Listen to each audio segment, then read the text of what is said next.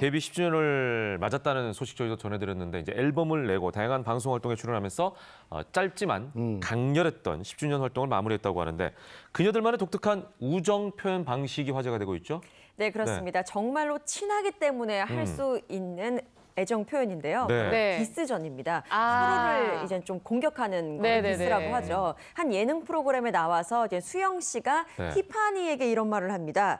자기가 귀여운 줄 알고 핑크색 리본을 할 때가 정말 싫다라고 이야기를 하고 또 효연 씨에게는 코 화장에, 코 쉐딩에 집착을 한다라면서 공격을 했고요. 유나에게는 자신이 살쪘다고 말할 때 진짜 꼴 보기 싫다라고 아주 과격한 표현을 하기도 했습니다.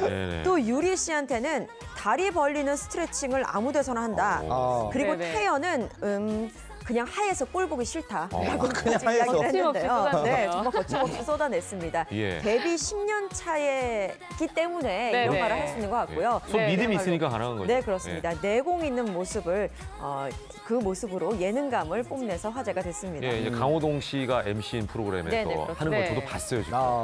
대단하더군요. 입담이 대단하죠. 재밌더라고요. 네, 정말 이 오랜 시간 쌓인 우정이기 때문에 정말 이런 말이 나올 수 있지 않을까 싶어요. 그렇습니다. 일단 소녀시대가 이제 데뷔 10주년을 또 맞이했는데 사실 작년부터 이게 여자 아이돌 그룹들이 계속 해체를 하고 있습니다. 맞아요. 포미닛, 카라, 시스타 해체를 했고 뿐만 아니라 소녀시대와 또 데뷔 동기인 원더걸스까지 이제 해체를 한다는 소식이 들리면서 그 와중에도 아직까지 팀을 유지하고 있는 소녀시대가 더욱더 빛을 발하고 있는 그런 상황인데 최근에는 또 이제 10주년 기념해서 정규 6집 앨범이 또 발매가 됐습니다. 이제 사진도 나오고 있는데 효연 씨가 최근에 본인은 이제 SNS에 그 멤버들과 함께 앨범 컴백 그 사진을 함께 올리면서 이런 글을 올렸어요. 내 친구들 사랑스러워라는 글과 함께 정말 또 함께 끈끈한 우정을 또 아직까지 보이고 있는 그런 모습들을 사진과 함께 글을 올렸습니다. 이 멤버가 많으니까 그냥 찍어도 막 멋있는 화보 같은 느낌이 그렇죠. 서로가.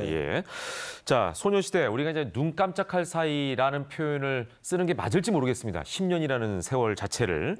사건 사고도 참 많았었죠. 네, 그렇습니다. 2007년에 데뷔를 했는데요. 2009년에 한번 교통사고가 있었습니다. 그래서 팬들이 놀라는 가슴을 쓸어내린 적이 있는데 이때 스케줄을 마치고 차량 2대로 나눠서 이제 숙소를 가던 중에 차량 한 대가 사고가 난 거죠. 소속사는 이제 단순 접촉 사고다라고 알렸지만 효연 씨가 사고의 충격으로 앞좌석에 이제 부딪혀서 병원을 찾았거든요. 그래서 굉장히 많은 걱정이 있었습니다.